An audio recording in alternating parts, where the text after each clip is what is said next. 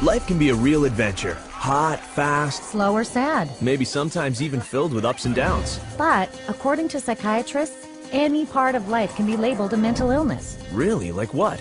Let's say you're upset after a bad breakup. Well, that could be labeled depression, What if you're nervous before speaking in public? anxiety disorder, Or being really talkative and superactive? manic. That sounds a little crazy. It does. But how much does this really happen? Let's go ask. How many people do you know that have been diagnosed with a mental disorder? Diagnosed with a mental, God, off the top of my head, maybe one person that I know who's been diagnosed with a mental disorder. Probably just one. So, yeah, maybe 2 or 3 people, maybe in the 3 or 4 range. 4 or 5, maybe 5. 6 people in the household. 6, 7. 10. A dozen or so. About 20. How about 30? Would definitely be in the hundreds for sure. The total number of people that I know in my lifetime has been diagnosed with a mental disorder probably fall around the range of 100 to 150, and I'm 23 years old. Wow. But where are these disorders all coming from? From Psychiatry's Diagnostic and Statistical Manual of Mental Disorders. It's 943 pages long and covers everything from depression and anxiety to stuttering, cigarette addiction, fear of spiders, nightmares, problems with math, and even disorder of infancy. All reinterpreted and many falsely labeled as a brain disease. But people do have serious problems in life. Absolutely. But psychiatrists reduce them down to something wrong with your brain. So let me get this straight. Psychiatrists have a book of life problems reinterpreted as mental disorders? That's right. Wow. Then it must be backed up by a lot of science. You'd think so, but it isn't. Psychiatrists at one of their recent conventions admitted to it. Listen to this. DSM is made up by committees of men who have political opinion, and women too, who have biases and political opinions. And so there isn't nearly as much science in DSM as there ought to be. Like in the previous one, people had a meeting in the bathroom and they decided that something should be in there, and then they would go and propose it to the whole committee. You have this kind of lumping together of several observations, and when you get enough of them in one tent, you got a diagnosis. DSM system is not the real system of the diagnosis. A lot of the disorders that are in there haven't necessarily been rigorously validated. It's just the best tool that we have available, but it is not perfect. It's so useless that if you give me a patient and the DSM, I'll make at least 20 diagnoses on the same patient. You have to take it with a grain of salt anyway. It's actually getting more and more complicated. We're left with diagnosing things on the basis of checklists and questionnaires, which leaves us sort of out of, as you said, the rest of medicine because we don't have a biological test. Amazing. The lack of science in the DSM is actually an open secret. Here's what some professionals have to say about it. The DSM is a sham. It's been described as a house of cards. Why? Because the diagnoses are theoretical. They're not based on scientific measurements. It's sort of a shaky level built on another shaky level, built on another shaky level. It is flimsy and that it is easily collapsible under the scrutiny of critical thinking. If you just pull one little fragment of the reasoning aside and question it thoroughly, you'll find it doesn't stand up, and then that means that the whole organism collapses because you've got some wrong premises in there somewhere. In fact, they're all over the place. It is indeed a house of cards because it's predicated on not a solid structure. It is built to create an apparently legitimate edifice, which results in a diagnosis. But any serious inquiry will show it to be illegitimate.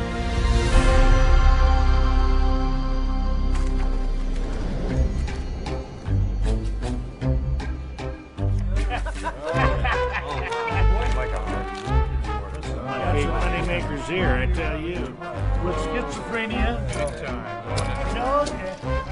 So, if the DSM is not based on science, what is it based on? Well, it started out as a simple desire for psychiatry and psychology to be accepted by mainstream medicine.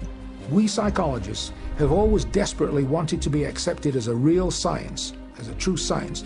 Now, what the early psychologists did was they looked around and they saw what other scientists were doing and they decided to emulate them. Modern approaches to classifying psychiatric disorders dates from the 19th century. Nearly all the clinical concepts we have today originate from that time. Probably the most important of all was a chap called Emil Kraepelin, who worked first of all in Heidelberg and then in Munich. Never heard of him. Emil Kraepelin is known as the father of psychiatric classification. He was the first person to classify what he thought were biological illnesses in the brain. There was dementia praecox, which is now called schizophrenia, manic depressive illness, and paranoid psychosis, all concepts that still exist in the DSM today. That's it? 3 disorders? Yes, only 3, but Kraepelin's system soon became very popular. Listen to this. Kraepelin's system caught on very quickly, not only in the German-speaking world, but also in the English-speaking world, in the United States and Britain. It caught on because up to that point, nobody had an agreed way of talking about patients. So in the early 1950s, there was compiled Diagnostic and Statistical Manual of Mental Disorders. Now, there are very few statistics in the book. Disorder is used essentially as a euphemism for illness. This is a book which catalogues mental illnesses for which no medical sign has ever been discovered. This primitive pamphlet was 130 pages long and listed 112 mental disorders, small compared to the current DSM, but much bigger than anything Kraepelin envisioned. Why so many? Because by defining more and more of life as abnormal, psychiatrists could get their hands on a huge amount of government money. Defining life? What do you mean? Well, things like holding your breath, biting your nails, thumb-sucking, sleepwalking, poor efficiency, even homosexuality. That's ridiculous. They added all those just to have people to treat? And more. Then the second version, DSM-2, came along in 1968 and expanded to 178 disorders, again to grab even more government insurance money. To do this internationally, the DSM-2 was specifically written to align with the International Classification of Disease, the ICD, a book extensively used in Europe and around the world that, apart from psychiatric diagnoses, lists real medical diseases. So that's how psychiatric disorders got accepted by mainstream medicine. It was a start, but the DSM-2 was still not scientific, as it was heavily influenced not by actual clinical testing, but by the theories of Austrian psychologist Sigmund Freud. Then there must have been a lot of neuroses in that book, right? Yep. But there was absolutely no knowledge of what caused them, nor did they even look for a cause. Inclusion of the disorder in the classification does not require that there be knowledge about its etiology. So in other words, to make a diagnosis, you really don't need to bother with cause and effect. You don't need to know what causes the condition. Wait a minute. If the DSM doesn't tell you what causes its mental disorders, how does psychiatrists discover them in the first place? The answer may surprise you. New diseases are being invented all the time, and I want to emphasize the word invented, because when it comes to psychiatry, mental illnesses are not discovered, they're invented. The way the system works in terms of diagnosis is that every few years a group of psychiatrists and psychologists sit around in a room and vote on new diagnoses. This is science? I can't believe it. Don't worry, you're not alone. The diseases are voted on? What do you mean? Did you say, are they voted into existence? Or voted? As in created. Oh, man. I think that's kind of ridiculous. It's crazy that you would vote. Well, I definitely don't agree. I don't agree with it at all. Mental disorders should be based on scientific research. I have been led to believe that it's all based on medicine and science. So I'm kind of shocked to find that out. Me too. There's more. Not only are mental disorders voted into the DSM, but now and then they are also voted out. Take, for example, homosexuality, listed in DSMs 1 and 2 as a mental illness. This is how the editor-in-chief of the DSM-3, Robert Spitzer, explained it. I came up with a definition in 1973 that made it possible to argue that homosexuality was not a mental disorder. On a vote, essentially, at a conference of the American Psychiatric Association, it was removed. Now, did they discover that homosexuality was not a disease through scientific processes? No. It was included for political reasons, and it was removed for political reasons. And the end result is a vote. It's a supposed democracy. So to call it science is a complete fabrication. So the DSM is actually political, not scientific. Right.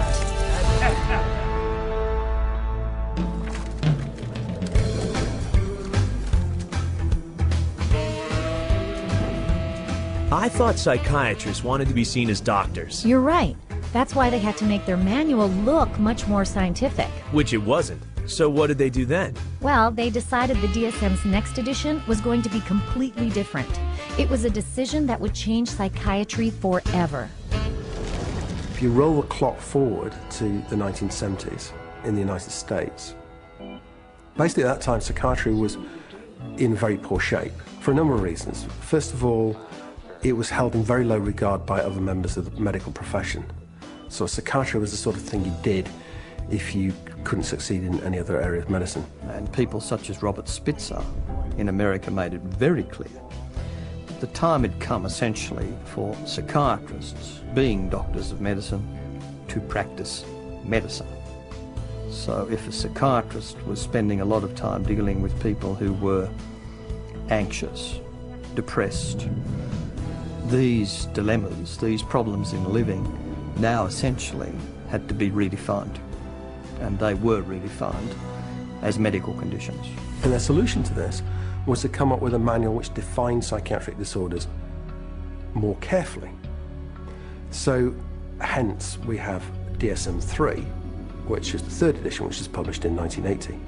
Under Spitzer, psychiatrists editing the DSM-3 threw out Freudian psychology and decreed that from now on, psychiatry's diagnoses were purely biological. So they finally became scientific. No, actually, not at all. In fact, the political bickering over what disorders to put in and what to leave out of the DSM-3 was even more ridiculous. Here's what one psychiatrist had to say about it. They would squeeze into a room which was about half the size of this one. It was much too small.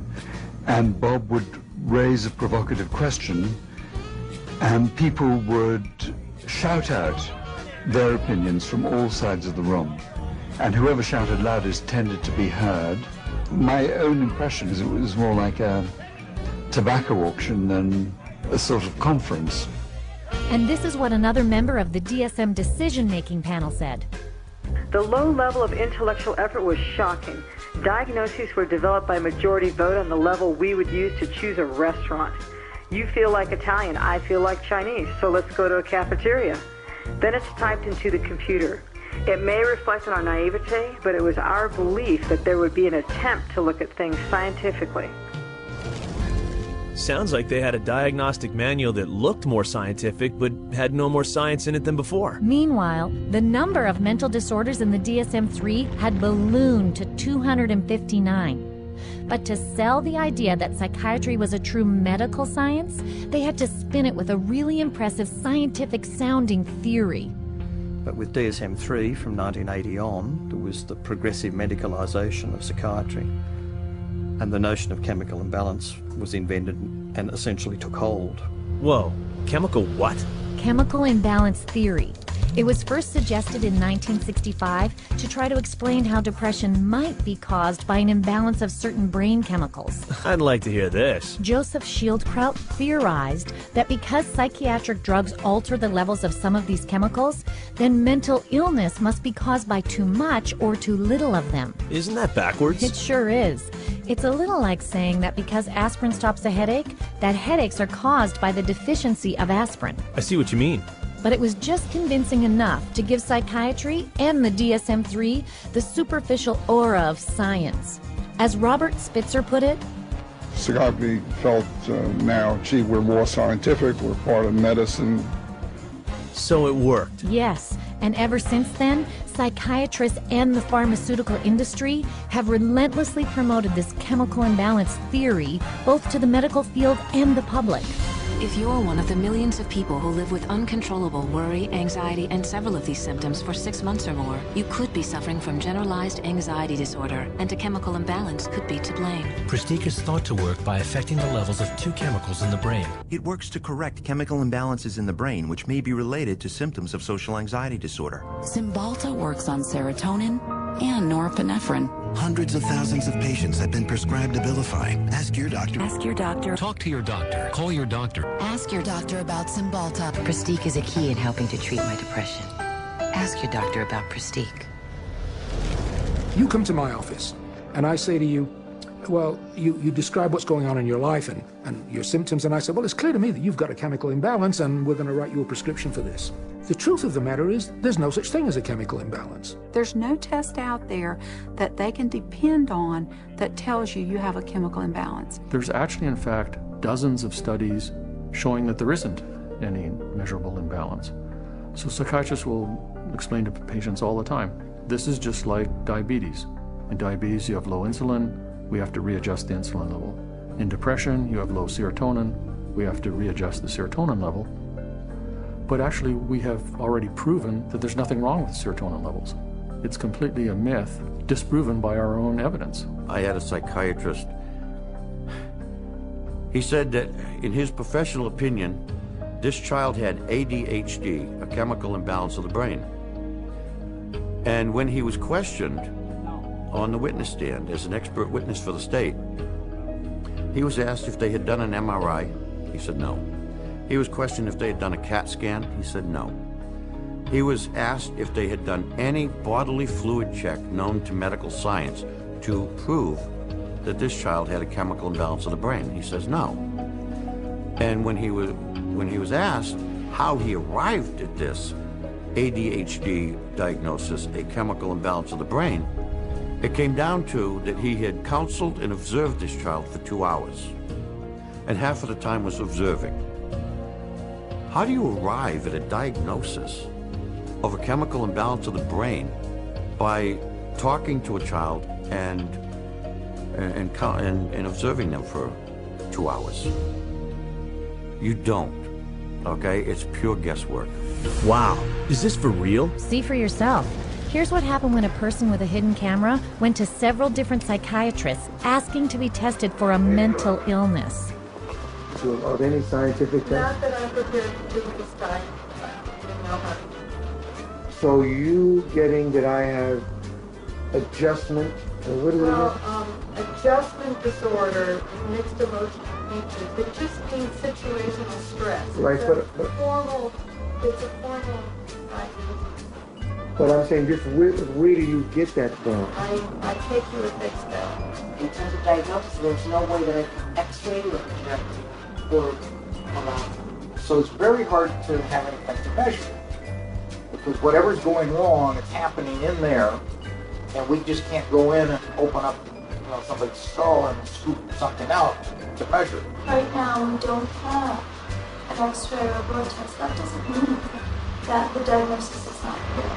The diagnosis for insurance, and I'm not really trying to think too much in terms of diagnosis. I don't know if that is my main job here, to make a diagnosis, except to give something to the insurance that's reasonably accurate. But we don't even really know what's going wrong in the brain. So all the things that we found were found by accident. I'm stunned. Psychiatric diagnosis is based purely on individual opinion. No matter what they do, they're wrong. Britain's BBC even did a show on this where 10 volunteers, 5 considered normal, and 5 previously diagnosed as mentally ill, were observed by 3 well-known mental health experts, who were then asked to determine who was who. Oh boy. Watch this. We think that it's likely that you've had a history of bipolar disorder. Is that correct? You're wrong. Okay. We've come to the conclusion that at some time you've been diagnosed with a mood disorder. You're wrong. We were wondering whether at some point in your life maybe that you had suffered from a significant psychiatric problem of some kind or other. No. Not at all? You are wrong. All right, okay. 3 wrong diagnoses in a row. After a whole week of observation, the panel have identified just 2 out of 5 disorders. So much for science. You got that right.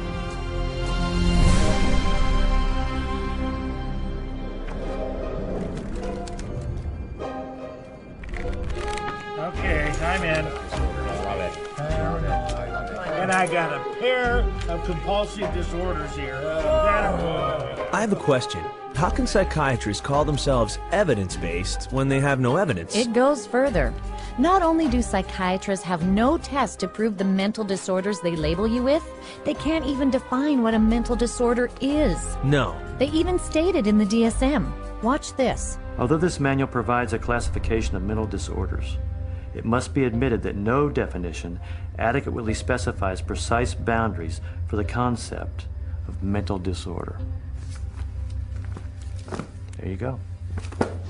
Unbelievable. But psychiatrists weren't done yet. 14 years after DSM-3, they published DSM-4, and its editor-in-chief has been even more blunt about the term mental disorder. There is no definition of a mental disorder. It's bullshit. I mean, you just can't define it. So even though they admitted they couldn't define what a mental disorder was, a term they used in the title of their own manual, they added more disorders? A lot more. 115 to be exact, for a grand total of 374. That's over 3 times the number of disorders listed in DSM-1. And in just over 40 years. And this book weighs almost 5 pounds. That's bigger than a Metropolitan phone book. It's a buyer's catalog of mental illness. And with it, 120 million people worldwide have been diagnosed with a mental illness. Wow. But what about the International Classification of Diseases? Has there been an increase in mental disorders there too? Most definitely. The ICD's Mental and Behavioral Disorders section almost parallels the DSM. Whatever happens in the DSM is mirrored there too. Okay.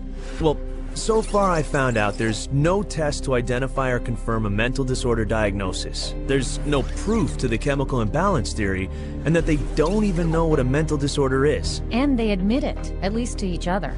Here's one prominent psychiatrist speaking at a recent APA convention. You're sitting in your office, you see a depressed patient, you have no idea what's the matter with them. And I know all of you think you know the answer, but in terms of evidence, I don't know the answer, and I don't think any of us really know. That's astonishing. And yet, they will give you a diagnosis very quickly anyway. This is another influential psychiatrist at the same conference. Jim Burley at the Maudsley Hospital did a study once on how long it took people to make up their mind about the diagnosis after they entered a room. And it was about, how many, David? It was 2 seconds? 2 minutes. It was a couple of minutes. It was very... A couple of minutes? Yep. Of course, even the then president-elect of the American Psychiatric Association is on record for saying the DSM is pretty much a joke. Well, what does D stand for? I used to think it is diagnostic, but over the last few years realized it is more like a dartboard. Dartboard? Are psychiatrists telling their patients any of this? No. In fact, psychiatrists act like they know what they're talking about while keeping the public in the dark.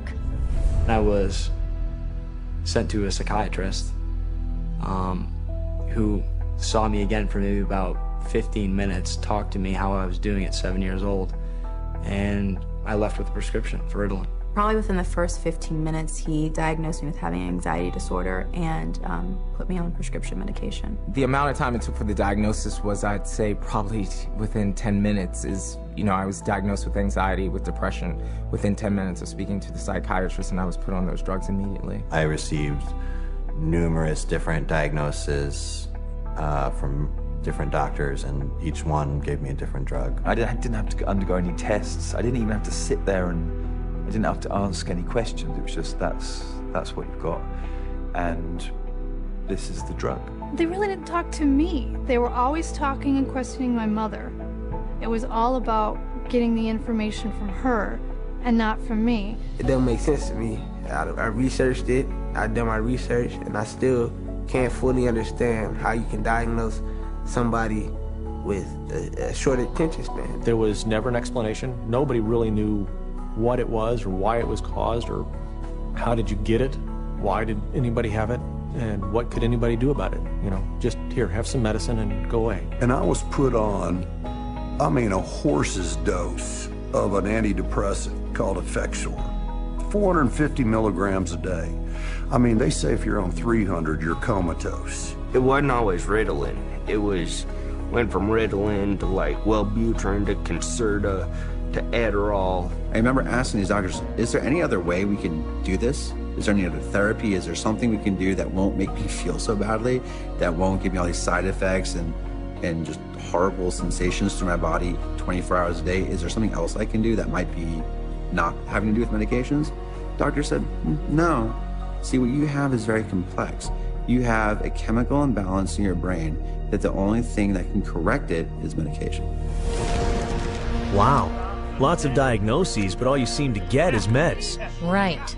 Today, a psychiatric diagnosis really means a psychiatric drug. The whole question then becomes, okay, if we apply these labels, what next? And the what next tends to be you get a prescription. And the prescription is for a drug that doesn't work very well and is toxic. It's like a 1-2 punch. The number one of the 1-2 punch is the diagnostic manual. You've got all these disorders to choose from. The two is the treatment. So you've got the diagnostic manual in place, you've got a machinery in place, and then you've got this treatment that is there for the taking. For everything you can think of that might seem to be odd behavior, the psychiatry field has a name for it. And then for every name of every diagnosis you have, there's going to be pharmacology behind it, and they have a pill for it. Let me fan it out and pick a card, and there you go. Here's your label, and there's the drug that we'll give you to go along with that label. 98%, maybe 99% of people will get a diagnosis that justifies the use of a medication and also a follow-up appointment. Because remember, the business of medicine, the business of psychiatry, is seeing patients. And the psychiatrist that tells the patient they don't have a problem and there's no medicine for that problem doesn't have a very busy practice. And that's sort of the purpose of the DSM 345, to provide a diagnosis that can be given a drug for that patient. It's a quick buck. You don't need to do a physical exam. You put it in the chart, it's done. Prescribe away. Lifetime patient. That's what the DSM is for. Are they saying the DSM is only there to justify drug treatment? I'm afraid so. Wow.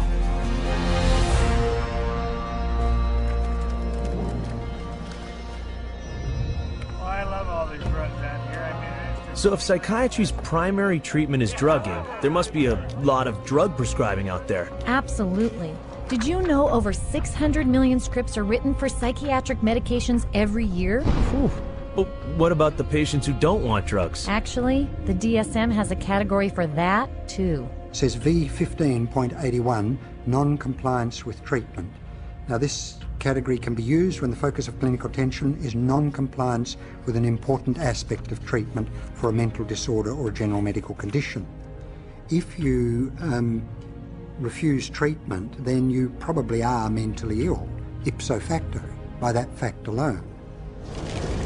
So if you don't do what a psychiatrist tells you to do, that's a mental disorder? That's right. That's downright scary. So why wouldn't they follow the treatment? Because the drugs psychiatrists prescribe can cause some very strong and severe physical reactions. You mean side effects? Well, not exactly. Drugs really don't have side effects. Drugs only have effects, and we arbitrarily differentiate those effects of the drug that we like, and we say these are the effects of the drug. And those that we don't like, those are the side effects. It's akin to saying that a bomb that comes down on a building kills people and destroys the building, and the military general says, oh, killing of the people is really a side effect. No, you cannot separate out the destroying of the building and the killing of the people. And so these are not side effects, these are direct effects of the drug creating disaster. People think antidepressants are going to make them happy, but it's not what they do. They numb them down, and then in themselves there's a withdrawal state from the antidepressants. They just become like robots, some of them. They're not actually able to experience the whole variety and range of human feelings and emotions and work with them and express with them and share them with others. Because once you sort of put somebody on a heavy dose psychotic drug, I mean, you're just dehumanizing them.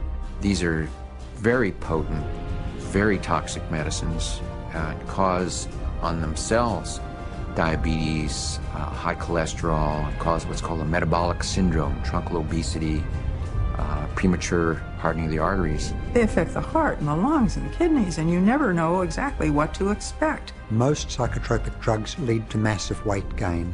Some of them, like olanzapine, for example, can lead to weight gains of 25, 30, even 40 kilos in a year or two, and that is serious. One of the side effects is it affects your sexual performance abilities. In people who are on a lot of medication, they're just totally unable to detoxify through their liver, and then other functions of the body shut down one by one. These drugs have on their labels may increase risk of suicide and homicide in people who take them, just like a carton of cigarettes has to say may be hazardous to your health. And there's cases where many people who commit suicide or commit acts of violence are on these medications, which definitely has this type of side effect. You look at the side effect profile is identical to what they're trying to treat, and in some cases worse, and especially in the instance of suicide, then you can see that it's an extremely treacherous area with very, very little actual science behind it.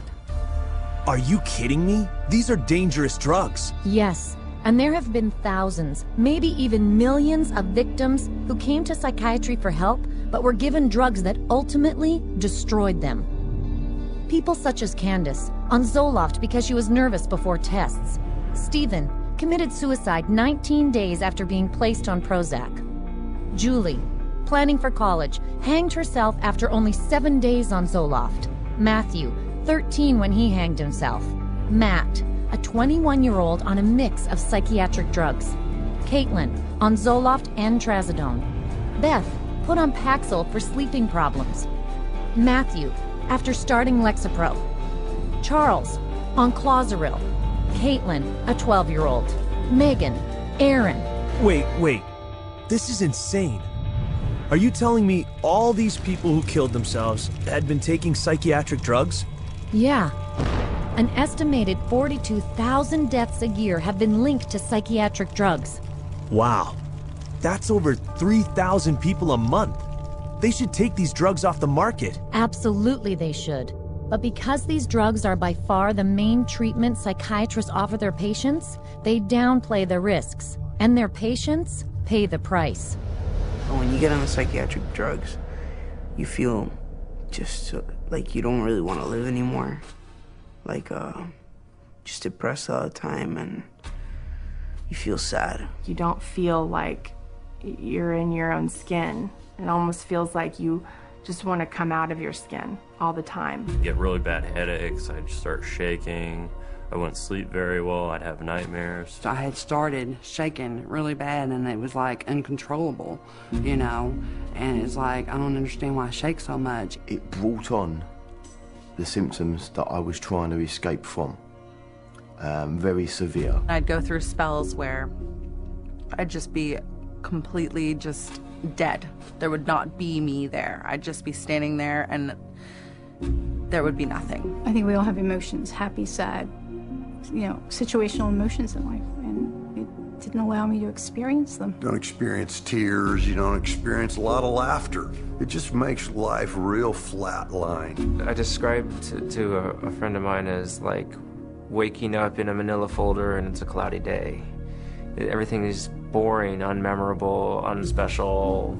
It changed me. It changed who I was. It changed the essence of my personality. You know, it just started making me worse. And I got in such bad fights with my brother. I scratched his face up and, you know, stuff like that. I started to experience suicidal ideations almost immediately. And I had never had any feeling like that before. I remember when I was at home one day, I had taken my medication and I thought about killing myself, and I got really scared, so I ran to my brother and I told him, and he just held me and told me not to give up and to just keep trying. And I actually thought that's maybe the one thing that I do have control over, that I could, you know, I could off myself, and I would be out of this roller coaster of an existence. I have been raped. I have been coerced into doing things that I do not care to speak of. But just to put it in perspective, even having experienced that, the experiences in thoughts and loss of self that I had, being put on Prozac was the worst violation I have ever experienced.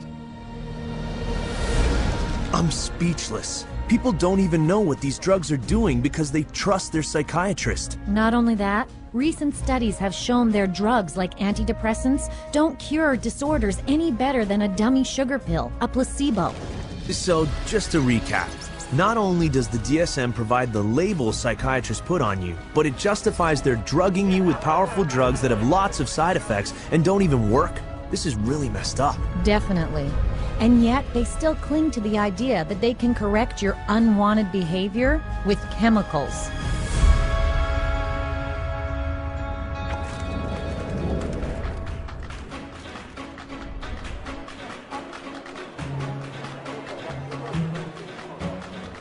Naturally, psychiatry appeals to the pharmaceutical industry, since now they can market and sell drugs for each disorder named in the DSM. I know those marketing campaigns, they're everywhere. Yes, but if you'll notice, they're also marketing the disorder. Drug companies advertise DSM disorders in print, on television, and the internet, urging them to talk to their doctor. They put their paid experts on talk shows to talk about the latest mental illness epidemics. They plant newspaper articles about them and even hire psychiatrists to conduct studies and write papers to give the disorder the air of science. Because if people think they have the disorder, they'll ask for the drug. Exactly. The pharmaceutical industry markets disorders. Because if you can market a disorder, then you've got something to sell your product to treat. So people will suddenly come to think of things they previously didn't regard as a disease state as a disease. Go to the doctor, see the psychiatrist. The psychiatrist then prescribes the drug that the drug companies have received FDA approval for. And everyone is happy except for the patient. They're all working together, the psychiatrists, the pharmaceuticals, and one feeds the other. So again, job security for the pharmaceuticals and also job security for the psychiatrists. And it's not just drug companies pushing these diseases. One psychiatrist, Joseph Biederman, created and popularized a disorder called pediatric bipolar. He actually said it can begin from the moment the child opens his eyes. Bipolar? As in mood swings? For children? Unfortunately, yes. In just 9 years, Dr. Biederman fueled a 40-fold boom in the number of children labeled with bipolar, most of whom were prescribed powerful antipsychotic drugs meant only for the most seriously mentally ill. I had no idea. The psychiatrist editing the DSM-4 admitted the DSM's part in creating the child bipolar fad. Well, we learned some very, very painful lessons in doing DSM-4. But inadvertently, I think we helped to trigger 3 false epidemics. One for the childhood diagnosis of bipolar disorder. Too late now, isn't it? For many kids, yes. And since psychiatrists claim that mental disorders like bipolar can't be cured, psychiatrists and drug companies have made customers for life. So it's a natural partnership. Absolutely. Drug companies provide tons of research money to psychiatrists, who then come up with even more diagnoses to treat with psychiatric drugs. Drug companies have become increasingly dependent on mental illness diagnoses in order to maintain their profit margins. And psychiatrists and increasingly clinical psychologists are more than happy to manufacture mental illness in order to make that happen. Hence, the increase in size of the Diagnostic and Statistical Manual of Mental Disorders. The strategy is how many people we can diagnose with a particular label that would be broad enough to include a ton of people in it. And the mentality behind that is the sale of the pharmaceutical drug, which eventually becomes the treatment. These drug companies are making a lot of money, and they're spilling that money and sending that money to people that will help support their cause. So it's not a surprise at all that they have infiltrated so many of the committees within the DSM and so much of our own medical education. Wait a minute. The drug companies have infiltrated the committees of psychiatrists deciding on what disorder to list in the next DSM? On DSM-4, 56% of the committee members had personal financial ties to pharmaceutical companies. The very industry that stood to gain from the 115 extra diagnosable mental illnesses that were voted in. So of course you see more diagnoses that will be treated with drugs. And way more symptoms listed for each one. The whole world is being made crazy, really. And we have these proliferation of categories which have become more and more encompassing, encroaching in ordinary everyday life. There isn't a human being on the planet who doesn't have at some point, if not several points, in a day or a week, distress. It's part of being human.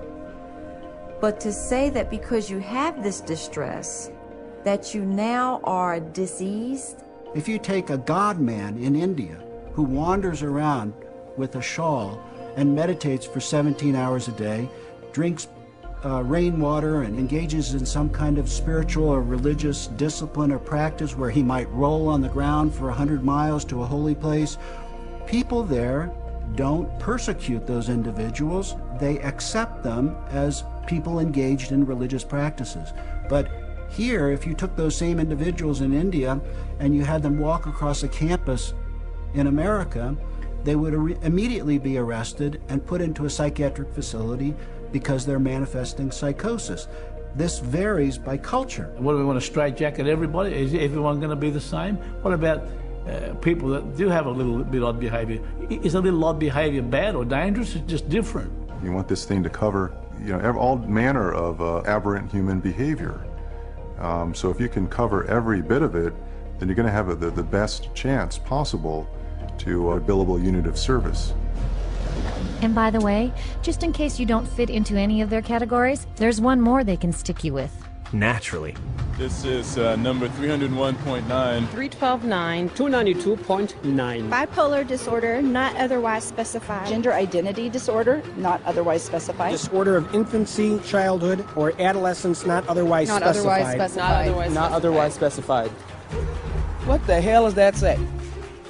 They don't know. It's kind of like a catch-all. It's the garbage can for the leftovers. There's even a box for people that don't fit in the other boxes. To me, it's insane. This is like rubbish to me. This is scary to me. This is hackery, quackery, dockery. That's pretty bad science if your categories are so weak that you need a miscellaneous category to pick up all the loose ends. Yeah, like ADHD, not otherwise specified, eating disorder, not otherwise specified, mood disorders, not otherwise specified. You can always use the NOS, the not otherwise specified diagnosis, and that's a billable service. Not otherwise specified means that you're sort of at sea to some extent on the exact diagnosis, meaning it doesn't fit into any of the categories you established. Unspecified mental disorder. You see, that's considered a disorder. Having nothing wrong with you is now a disorder. That's what this says. Can you believe it? No, I can't believe it. There's a category called unspecified mental disorder, as in, we're not describing it for you. That's a mental illness too? It gets crazier. According to the DSM, you could also be diagnosed with a mental disorder it doesn't even list. You're kidding. Listen to this. These diagnostic criteria and the DSM-4 classification of mental disorders reflect a consensus of current formulations of evolving knowledge in our field. They do not encompass, however, all the conditions for which people may be treated or that may be appropriate topics for research efforts. It's even in the language of the introduction, it's basically saying we're trying to have a diagnosis to cover all the bases of anything that somebody could come in complaining about, which is, again, entirely backwards from how medical diagnoses are come to. This DSM isn't even close to medicine, is it? Nope, it's pure marketing.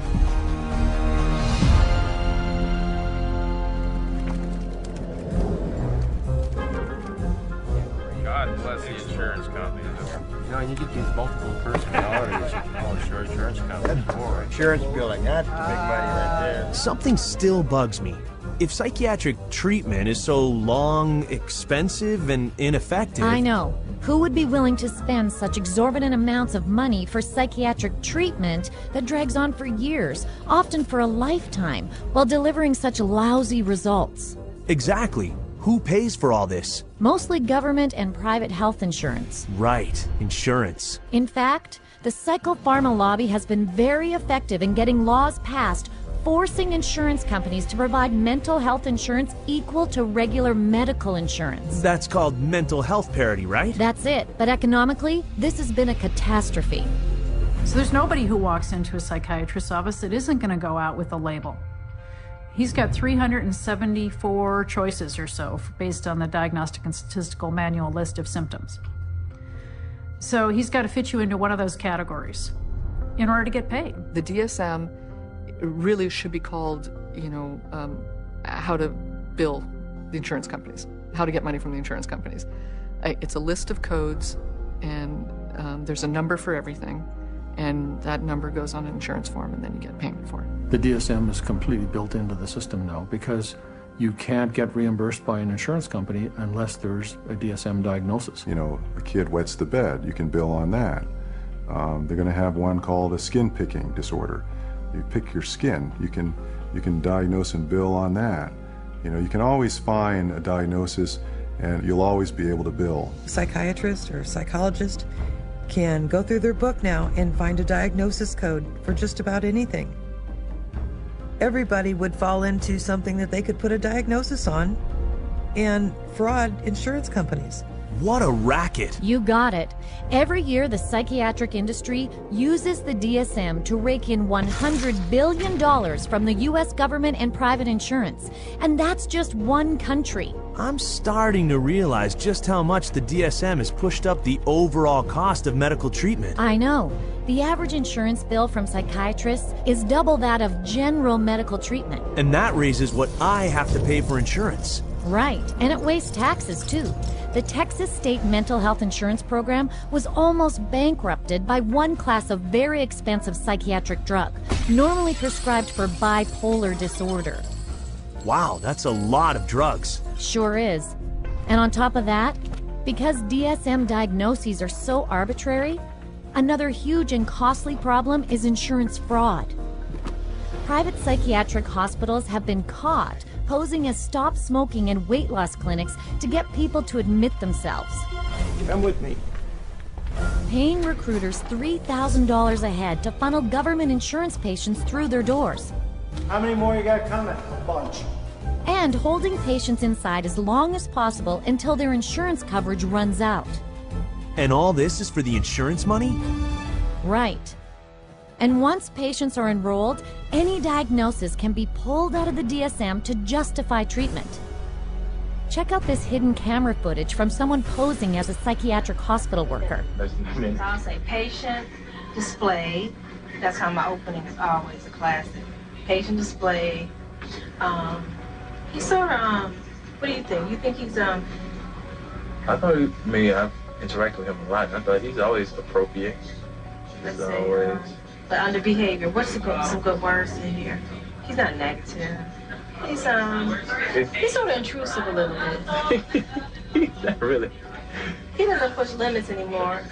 He's really actually intrusive. He acts sort of anxious. Focus on the negative. And why should we focus on negative? Because that's how they get paid. I mean, this is what they told me. I mean, you write what you want to write. I know I got to write for you. So I know what I have to write. You know what I mean? So that's why why do you have to write it? So this place can get paid. It's a business thing. It's not like I'm lying, but I always pull the negative out. You're supposed to. They tell you to. What? The negative? Pull the negative out. You pull it out of it. That can't be ethical. It's not. And that's just the beginning of the fraud. Psychiatric providers have also been caught billing insurance companies for having them listen to music, watch television, or play bingo, charging for wake-up calls, theater tickets, or trips overseas, or for claiming to treat people who are in jail, in a coma, or even dead. No. Some psychiatrists have even been busted for having sex with their patients and billing it as therapy. That's sickening. As one insurance fraud director said, the extent of the fraud is limited only by the imagination. I had no idea. Not many do. Mental health fraud cheats insurers and taxpayers out of $5 billion every year in the United States alone. They should arrest these criminals and throw away the key.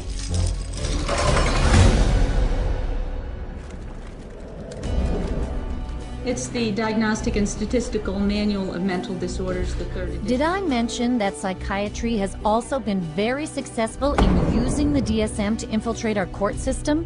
The courts, too? Yep. The clinical diagnosis of a DSM-4 mental disorder is not sufficient to establish the existence for legal purposes of a mental disorder.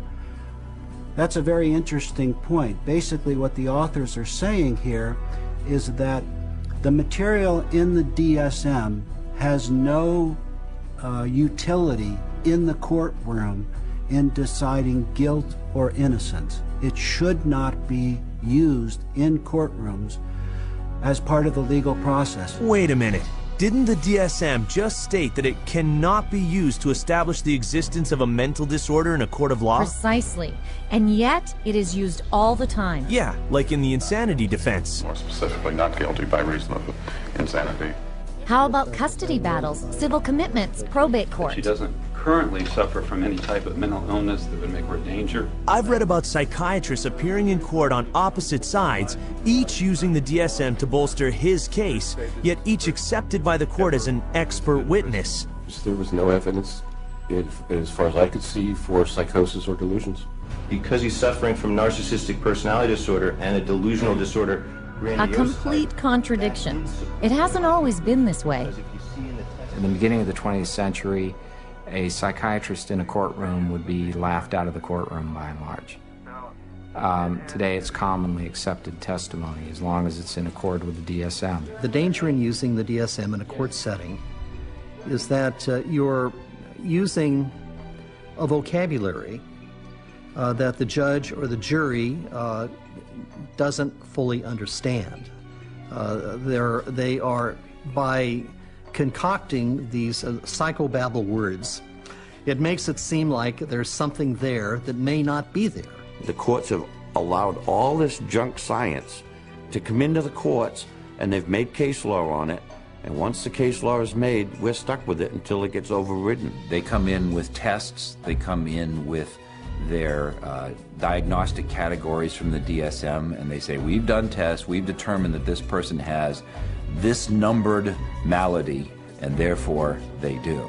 And there's almost no way to pry a judge out of accepting that. When a psychiatrist makes a diagnosis in court, is that the person is sent to a mental institution, deprived of liberty, and we have no idea whether he's guilty or not.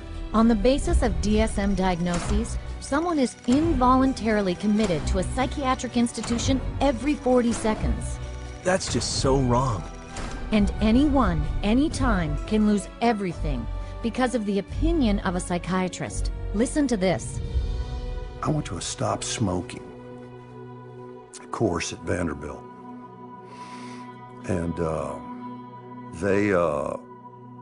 the doctor, the lady that ran the program said that she goes, we need to get you on a stop smoking medication. So she prescribed me Zyban. Well, after the fact, I find out that Zyban is nothing but this really powerful antidepressant called Wellbutrin. Yeah, I stopped smoking, but I had no idea the hell. I mean, the hell. The hell's gates were being opened when I started taking Zyban. I had been clean and sober for 18 years. Just never considered that. But something about that, I started experiencing the craving to drink again, and my life fell apart. Divorce, relapse. So then a sibling of mine got wind of my relapse, wanted to gain control of my pocketbook and my life, and found the dirtiest lawyer in town who knew, one of the dirty psychiatrists, and bought and paid for an evaluation, had a hearing in a court before I was ever served notice. And the next thing I know, every right that a human being can possibly have was taken from me. And you have less rights as a conserved person than you do as a criminal. I mean, you are stripped of every right. You can't enter into a contract. You cannot marry. You cannot sue. You cannot even fight the legal system that has involuntarily put you in this. And it was all based on the psychiatrist's diagnosis, who never evaluated me. That's unbelievable. He was just trying to quit smoking, but instead got a psychiatric diagnosis and his rights taken away? All his money gone, too. Not to mention being incarcerated in a mental institution. But if you think what psychiatrists do to individuals in our court system is bad, wait till you see what happens to families. Children are taken away from parents every day in these juvenile courts because a person with a PhD or an MD after their name comes in and says, I've shown ink blots to a person, and they may be a risk to a child. Just in my little state of Massachusetts here, there are 11,000 children in captivity taken away from families at any one moment. And almost all of those children are being drugged. And our own commissioner of children and families testified under oath that they drug 88% of the children that they take out of the families. 88% drugged? That's almost a sure thing. And that's just the tip of the iceberg. All over the world, psychiatrists are using the court in any number of ways to take away people's rights and destroy families. Just watch. Psychiatry has affected my family through the family law court rulings. The family law court has a court-appointed child psychiatrist who, it appears, determines the future of the child. It's just like a business in the court system that they forced you to undergo all of these psychological evaluations, and you have to pay thousands of dollars, but at the end of the day, it has been supported by no evidence, nothing. They said to me, Deb, you have a choice. Either you bring your son to get medicated, or we'll take your child away from you and put him in a home that they'll medicate your child.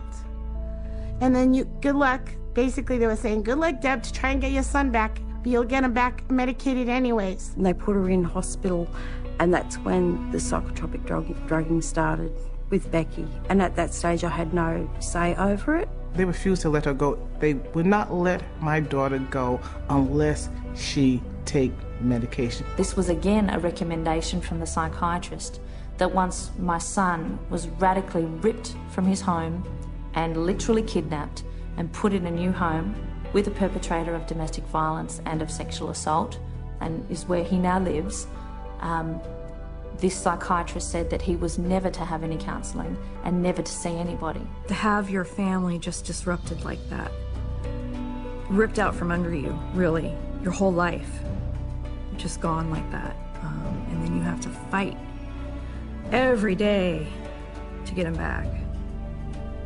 It was very devastating. In some ways, it's worse than a death because it's unresolved, and you know what the truth is. And you feel like giving up and not fighting back for that custody of that child, but you can't. Yeah, there's just no justice. This is terrible. They're tearing families apart based on arbitrary diagnoses rampant in the courts. Exactly. So it's unfortunate that the courts have bought into the DSM. It's unfortunate that the whole psychiatric profession is wedded to the DSM. It's unfortunate that the psychiatric profession is in bed with the drug industry, and it's unfortunate that drugs that don't work are the common prescribed drugs for all manner of conditions in children and in adults. It's the wrong way to go.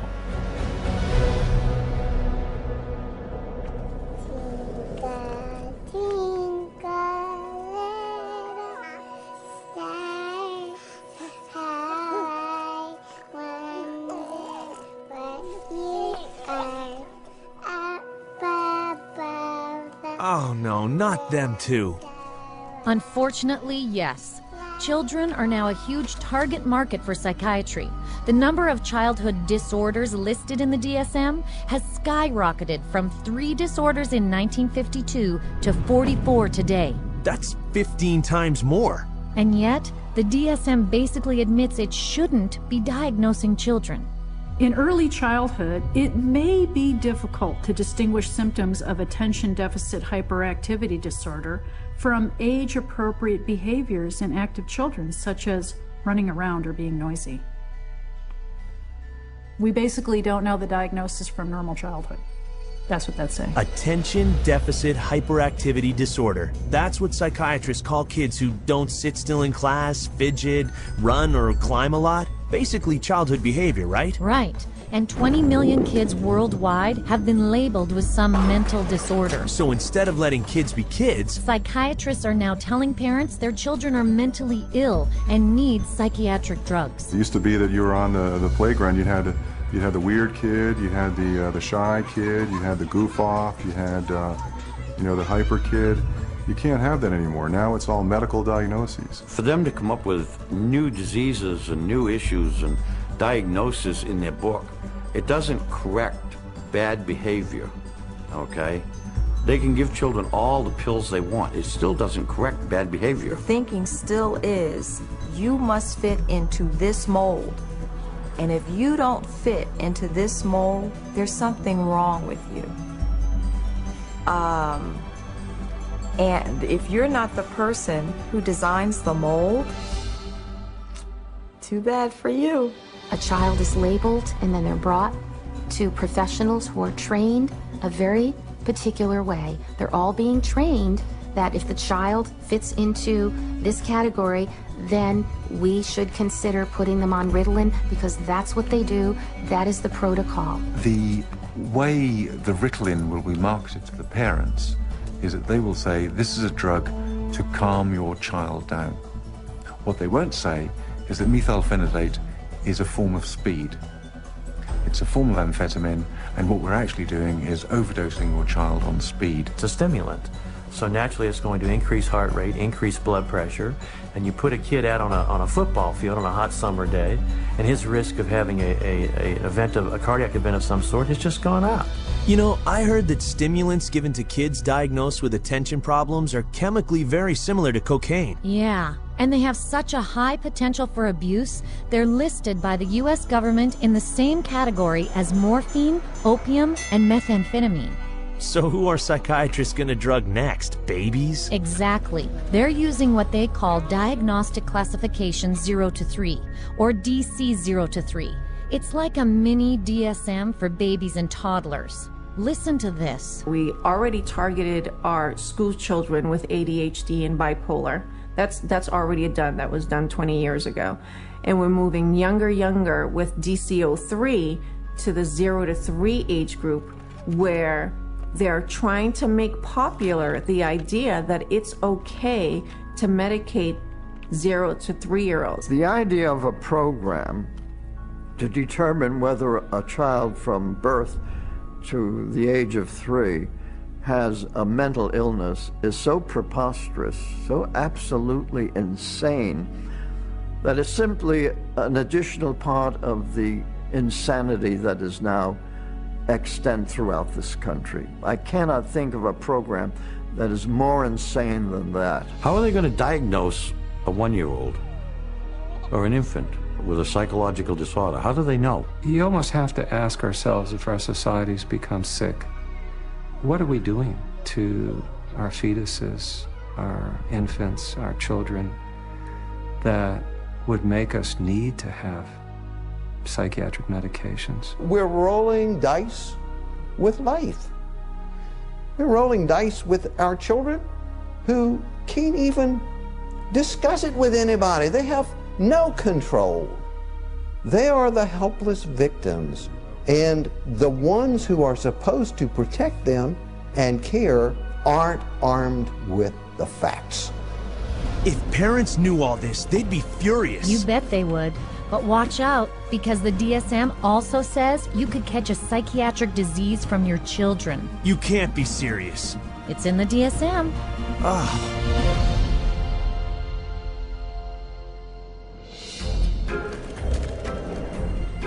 We're going to talk about some of the proposed changes that are suggested for DSM-5. I heard the DSM-5 is even crazier than the DSM-4. You heard right. You've got 374 named diagnoses in DSM. Well, guess what? There's going to be more in DSM-5. Why do we all of a sudden need a fifth DSM-5?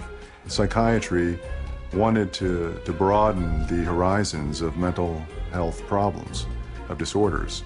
They wanted to stretch the disorders so it would encompass more. And to do that, they're going to add more diagnoses. We need more diagnoses like we need a hole in the head, really. They're not serving a purpose for mankind, all these diagnoses. They're almost laughable, some of the diagnoses. Laughable? Really? Well, they're talking about hoarding disorder if you don't throw enough things away. Persistent difficulty discarding or parting with personal possessions. Binge eating disorder if you overeat too often. Recurrent episodes of binge eating. Oh, and there's skin picking disorder. So it's recurrent skin picking resulting in skin lesions. Those are mental disorders? And for children, there's a new disorder that will scoop up the huge number of kids whose tantrums don't yet qualify for bipolar. They've created temper dysregulation disorder to seem a little bit more mild of the condition and include a lot of the younger population in terms of that diagnosis. And what it essentially does, it just broadens bipolar disorder into a whole other new category. And where they don't fit into bipolar, now they can fit into this other diagnosing criteria. So the net is getting wider and wider. More than you know. They're even considering adding a label for spending too much time on the computer. Internet addiction diagnosis. It's another example of, just taking something going on in the popular culture that's, pretty widespread and then finding a way to pathologize it. I know people personally that spend 12, 13, 14 hours a day on the internet or social networking groups like Facebook. So there is something going on there. But is it a condition that we need to then label and drug? Absolutely not.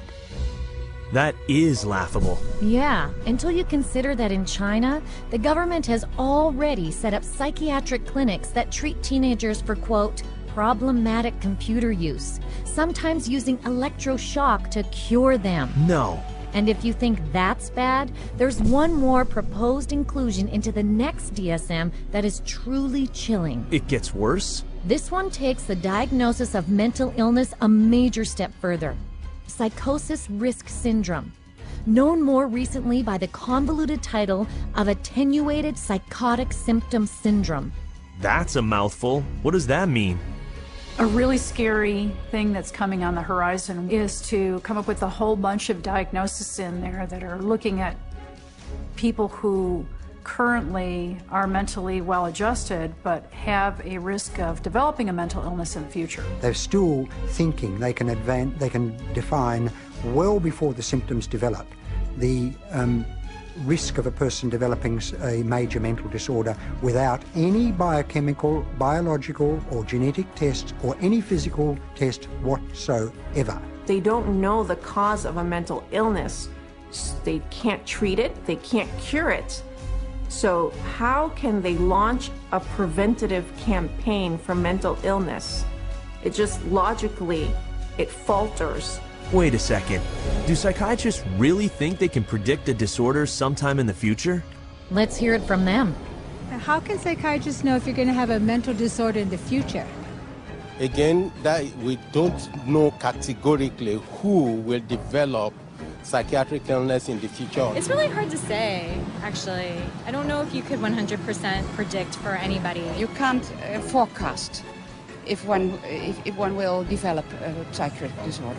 Maybe not, or maybe yes. It's hard to predict. It's hard to predict. There's no way to predict that. Well, I don't think that nobody knows that. There's no way to tell. Nobody knows? I don't think anyone can know what's going to happen in the future. They obviously have no clue. Yeah, but despite this, they're already proposing to screen kids for future mental illness. So they can treat them now. You bet. I would hate to see us go into the type of society where people are locked up for what they may do in the future rather than what they actually have done. Identifying people who are pre-psychotic would be a huge industry. Wow, that's truly terrifying.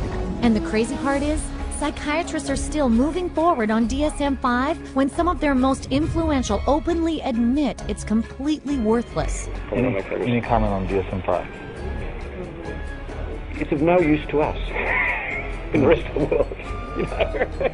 Even the psychiatrist in charge of the U.S. National Institute of Mental Health is less than enthusiastic about it. I don't do DSM. I'm not involved. And that maybe tells you more than anything. NIMH is not involved with DSM. So the top guy at the biggest government psychiatric organization in the world wants nothing to do with the DSM? That's what it looks like. It's a total sham. The Diagnostic and Statistical Manual is effectively the story that is being wrapped up in statistics and numbers and categories, that when medicine tosses, doesn't fit any of our categories over to psychiatry, psychiatry says we'll find a category, and if we don't, DSM-5 or 6 or 7 will. I think in 2016 we'll be looking at DSM-6, and there will be 1,425 diagnoses, and I'll have 900 of them. That is crazy. Yeah, but all of it is designed to fit more and more people under psychiatry's diagnostic umbrella. So they can cash in on even more normal behavior. There you go.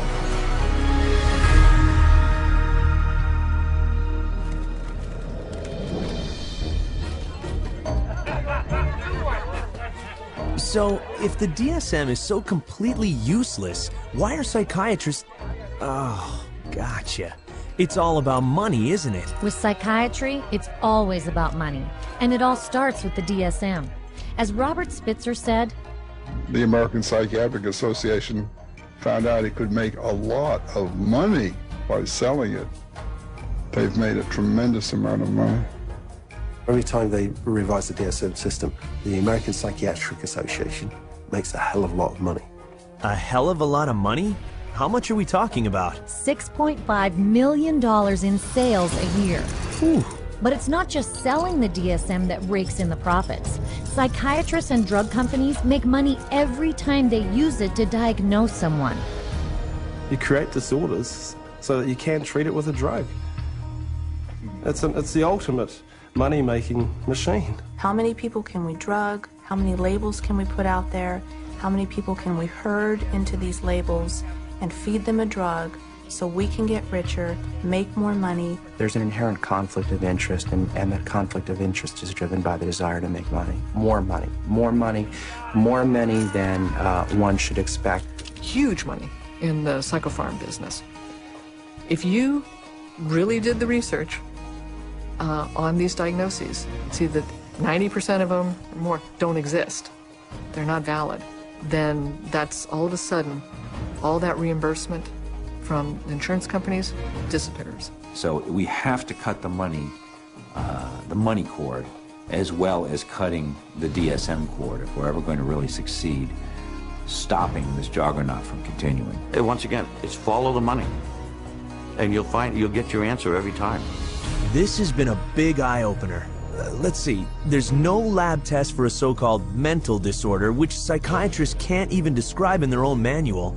The chemical imbalance theory is totally bogus, and yet psychiatric drugs that supposedly balance your brain chemicals are being prescribed to people of every age. Yeah, to the tune of $84 billion a year, adding an overall increase of $10 billion to health premiums in the United States alone. And we are paying for all this through government taxes and higher insurance bills. That's right. The entire psychiatric industry uses the DSM to haul in $330 billion a year. That's $1/3 of $1 trillion. And growing. It's out of control. Well, the whole system is now a runaway train, but the DSM is the locomotive. And if you took the locomotive off, eventually the train would stop, because there'd be nothing more pulling it. We're losing the concept of health. Everybody is sick, and everybody's got a condition, and everybody needs drugs. You're going to end up with a whole society that's going to basically have to be led around by the hand. But who's going to lead them around? Because they're drugging so many of them. In psychiatry, you know in your heart of hearts that you're not really diagnosing. You know in your heart of hearts that you can't really treat what you think might be wrong. And you also know that most of what you're dealing with in the DSM is unprovable and unreliable, not a predictable indicator. So what do you have then? Good question. I guess they got nothing. And people are being hurt. Yeah. You're very lucky to go through psychiatry and survive. It really is as simple as that. Only when enough people rip the veneer away and show that it's just nothing more than a Hollywood set is it ever going to fall down. It would be good if all the medical professionals who are really practicing medicine and really trying to help people and based on scientific fact and what they can best do to improve the lives of others, if they would recognize, just be able to look at this fact. It's hard to look at it, but look at this fact and be ethical and be honest and clean up the profession by getting rid of this fraudulent part of it. Psychiatry. I couldn't have said it better. It's so obvious. We need to get rid of the DSM. It's terrible for society. I know. In spite of its incredibly shaky foundation, the Diagnostic and Statistical Manual has literally impacted every part of our world. Our schools, our governments. Our court systems. What about the media and the military? Those too. Basically, our entire society. And all without a single person cured. The DSM really is more than just a house of cards. The Diagnostic and Statistical Manual is psychiatry's deadliest scam.